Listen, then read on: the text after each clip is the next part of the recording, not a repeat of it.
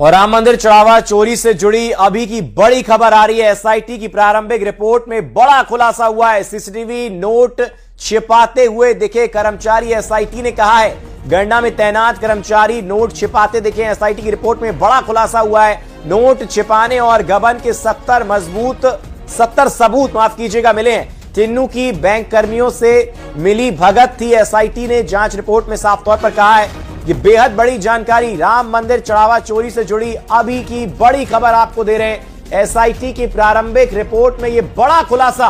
CCTV में note छिपाते हुए कर्मचारी दिखे हैं। एसआईटी की रिपोर्ट में बड़ा खुलासा हुआ है। गणना में तैनात कर्मचारी नोट छिपाते दिखे। नोट छिपाने और गबन के 70 सबूत मिले हैं। एसआईटी ने साफ तौर पर रिपोर्ट में कहा है टिन्नू की बैंक कर्मियों से मिली भगत थी। एसआईटी ने कहा यह बेहद बड़ी जानकारी आप तक पहुंचा रहे। राम मंदिर चढ़ावा चोरी मामले में ये अभी की बड़ी खबर।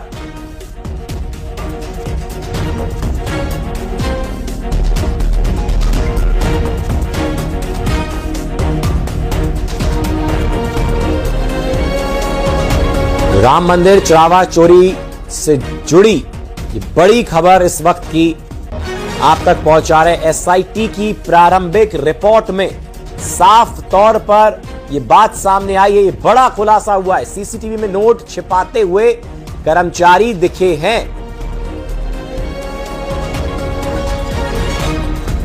गणना में तैनात कर्मचारी नोट छिपाते दिखे हैं। नोट छिपाने और गबन के 70 सबूत, जी हां 70 सबूत मिले हैं।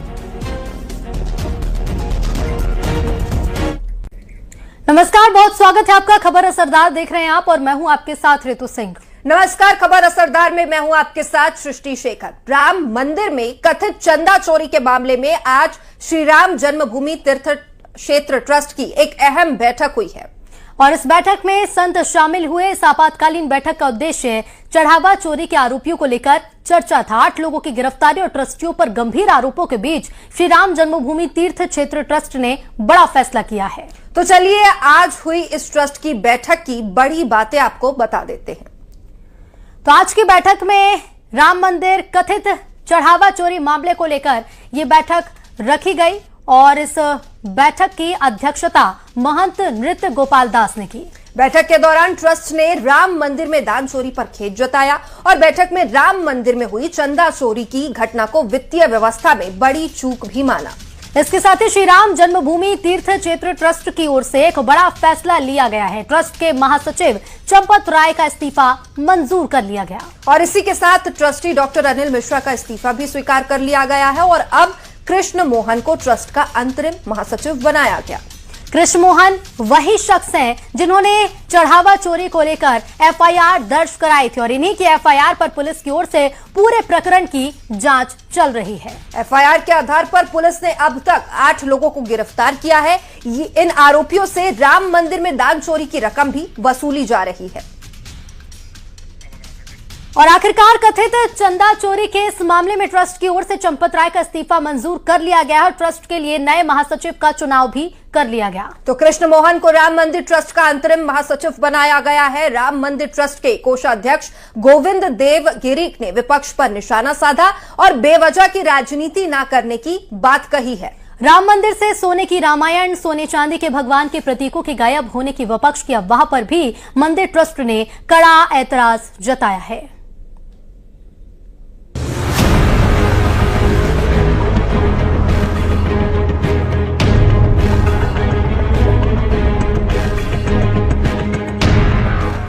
अयोध्या राम मंदिर में दान चोरी के आरोपों को लेकर राम मंदिर ट्रस्ट की अहम बैठक हुई।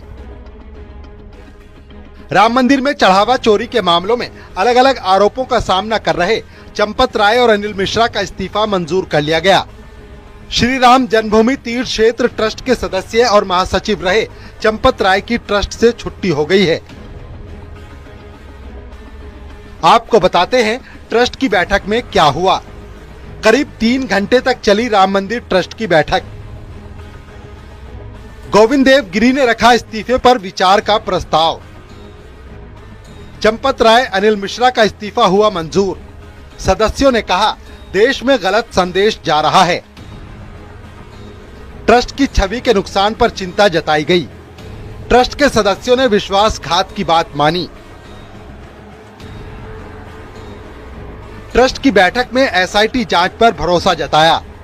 सदस्यों ने मामले में सख्त कार्रवाई की बात कही। मंदिर प्रबंधन के लिए सीईओ के पद को ट्रस्ट ने नकारा है। इस न्यास के बने हुए कॉन्स्टिट्यूशन संविधान के अनुसार त्यागपत्र देते ही वह स्वीकृत माना जाता है और इसलिए हम लोगों के पास अन्य कोई चारा ही नहीं था। ऐसी स्थिति में और हम लोगों ने उसका स्वीकार भी कर लिया। चंपत राय का इस्तीफा मंजूर करने के बाद अब कृष्ण मोहन को राम मंदिर ट्रस्ट का कार्यवाहक महासचिव बनाया गया है। मुझे महामंत्री का दायित्व का निर्वहन करने की जवाबदारी मिली है। इस जवाबदारी के निर्वहन करते समय मेरी कुछ प्राथमिकताएं होंगी। पहली, इसमें जो भी दोषी हैं, इस प्रकरण में जो भी दोषी पाए जाएंगे, हमारा आग्रह रहेगा उन सभी को न्यायोचित ढंग से जो भी उनको सजा मिलनी है मिले। इसके लिए हम बहुत आग्रही रहेंगे। राम मंदिर ट्रस्ट के कोषाध्यक्ष गोविंद देव गिरी ने विपक्ष पर निशाना साधा और बेवजह की राजनीति न करने की बात कही। राम भक्ति के विरोध में कार्य करने वाले लोगों के अंदर जो राम भक्ति का झूठा ज्वार दिखावे के लिए जगा हुआ है, वह साधारण नहीं असाधारण है और वह असाधारण कुछ अन्य हेतुओं से है और इसका मुख्य हेतु पूरे हिंदू समाज को यह ध्यान में लेना चाहिए। इसका मुख्य हेतु हम लोगों को बांटना है, राम भक्ति को दरार निर्माण करना है। राम मंदिर से सोने की रामायण, सोने चांदी के भगवान के प्रतीकों के गायब होने की विपक्ष की अफवाह पर भी मंदिर ट्रस्ट ने कड़ा ऐतराज जताया है। उन्होंने कहा कि सभी चीजें सुरक्षित हैं।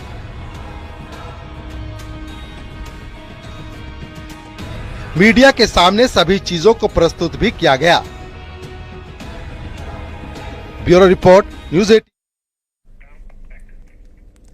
एमपी वक्फ बोर्ड में किए गए बदलाव के बाद अब इसका विरोध तेज हो गया है। वक्फ बोर्ड में हिंदू सदस्यों को शामिल करने के बाद अब मुस्लिम संगठनों ने इसका विरोध शुरू कर दिया है। मुस्लिम संगठनों ने बुधवार चौराहे पर प्रदर्शन किया और इस दौरान सड़क पर उतरे मुस्लिम त्योहार कमेटी के कार्यकर्ताओं ने सरकार से तुरंत फैसले को वापस लेने की मांग की है। तो मुस्लिम संगठनों का कहना है कि गैर मुस्लिम सदस्यों की नियुक्ति उचित नहीं है और वक्फ बोर्ड में हिंदू सदस्यों को शामिल किए जाने से मुस्लिम समाज की भावनाएं आहत हुई है।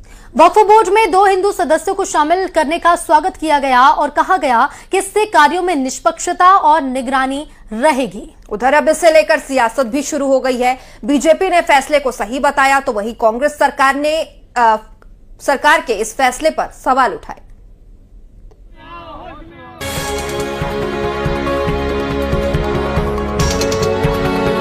एमपी में वक्फ बोर्ड को लेकर सरकार की ओर से बड़ा फैसला लिया गया है। एमपी वक्फ बोर्ड में पहली बार गैर मुस्लिम सदस्यों को शामिल किया गया।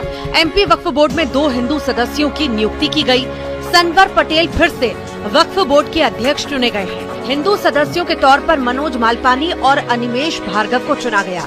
वक्फ संशोधन को लेकर अलग अलग प्रतिक्रियाएं भी सामने आ रही हैं। एक तरफ हिंदू उत्सव समिति के अध्यक्ष चंद्रशेखर तिवारी ने वक्फ बोर्ड में 2 हिंदू सदस्यों को शामिल करने का स्वागत किया और कहा कि इससे कार्यों में निष्पक्षता और निगरानी होगी।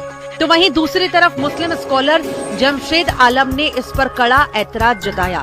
उन्होंने राम मंदिर ट्रस्ट का उदाहरण देते हुए कहा कि अल्लाह के नाम की मलकियत में मुस्लिम का होना ही जरूरी है।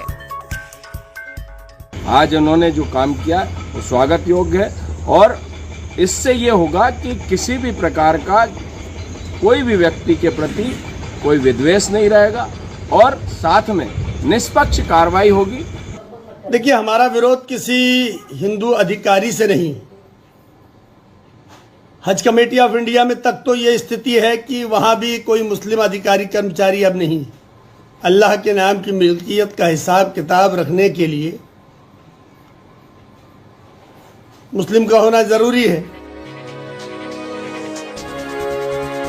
हिंदू और मुस्लिम पक्ष का अपना अपना तर्क है। उधर अब इस पर सियासत भी शुरू हो चुकी है। बीजेपी विधायक रामेश्वर शर्मा ने कहा कि यह फैसला गंगा जमुनी तहजीब का असली उदाहरण है। उन्होंने साफ शब्दों में कहा कि यह भूमि गरीबों के हित के लिए है, किसी पर्टिकुलर मुल्ला मौलवी की नहीं। वक्फ कमेटी की जमीन हिंदुस्तान की ही है। कांग्रेस का आरोप है कि बीजेपी की सरकार नियम, कायदे, कानून और संविधान को नहीं मानती है। मैं समझता हूं हिंदू सदस्यों का दृष्टिकोण भी गरीबों का भला करने का है और इसलिए वहां पर उनको रखा है। इससे कोई मुसलमानों को तकलीफ होने की जरूरत नहीं है। हाँ, उनको तकलीफ जरूर हो सकती है जो वक्फ की प्रॉपर्टी को खा रहे थे। नए कानून, नए अधिनियम में इसको सामाजिक संस्था घोषित किया और इसी को लेके जो नया वक्फ का एक्ट है ये सुप्रीम कोर्ट में विचाराधीन है। ये बिंदु भी विचाराधीन है कि वक्फ जो है धार्मिक संस्था है अथवा सामाजिक संस्था है। तो पहले ये तय हो जाने दीजिए सुप्रीम कोर्ट से कि ये धार्मिक संस्था है अथवा ये सामाजिक संस्था है। फिलहाल वक्फ बोर्ड में हिंदू सदस्यों को शामिल किए जाने पर सियासी बयानों का शोर जारी है। सुप्रीम कोर्ट में मामला पूरा अभी चर्चा में है और दो बिंदुओं पर खास तौर से सुप्रीम कोर्ट ने भी कहा था कि ये गलत है। उस पर अटॉर्नी जनरल ने कहा था कि इस पर हम संशोधन कर सकते हैं, एक प्रशासनिक व्यवस्था पर और दूसरा अन्य समाज के लोगों को लेने पर। जब ये सब प्रोसेस में है तो फिर इतनी आवश्यकता इतनी जल्दी क्या हो गई? पूरे देश की सरकारों ने निर्णय नहीं लिया, मोहन सरकार सबसे आगे और बहुत जल्दी निर्णय ले रही है, तो ऐसी आवश्यकता क्या आ गई ये पूछना, फिर 2 से 3 सदस्य करना। हिंदू पक्ष ने फैसले का स्वागत किया है तो वहीं मुस्लिम पक्ष ने फैसले को गलत बताया है। Bureau report, news 18। और चलिए अब आपको ये भी बताते हैं आखिर नया वक्फ बोर्ड अधिनियम क्या है और इसके तहत मध्य प्रदेश में वक्फ बोर्ड का नए सिरे से गठन किया गया है। तो देखिए, केंद्रीय और राज्य बोर्ड में गैर मुस्लिम भागीदारी बढ़ गई है और संपत्ति विवादों का फैसला अब जिला अधिकारी करेंगे और वक्फ बाय यूजर प्रथा का पूर्ण खात्मा इसी के साथ हो चुका है। वक्फ घोषित करने के लिए मालिकाना हक अनिवार्य होगा और ट्रिब्यूनल के फैसले के खिलाफ हाई कोर्ट में अपील की जा सकेगी और अपील के लिए 90 दिनों की समय सीमा रहेगी। संपत्तियों के प्रबंधन और संचालन में पारदर्शिता बढ़ेगी। सरकारी और वक्फ जमीनों का नया सर्वेक्षण होगा और कानूनी दस्तावेज और रजिस्ट्री अब बेहद जरूरी होगी। इसके साथ ही वक्फ ट्रिब्यूनल के अंतिम अधिकार की समाप्ति की गई है और कलेक्टर को संपत्तियों की जांच का अधिकार मिला है। वक्फ संपत्तियों के पंजीकरण नियमों में कड़ा सुधार किया गया है।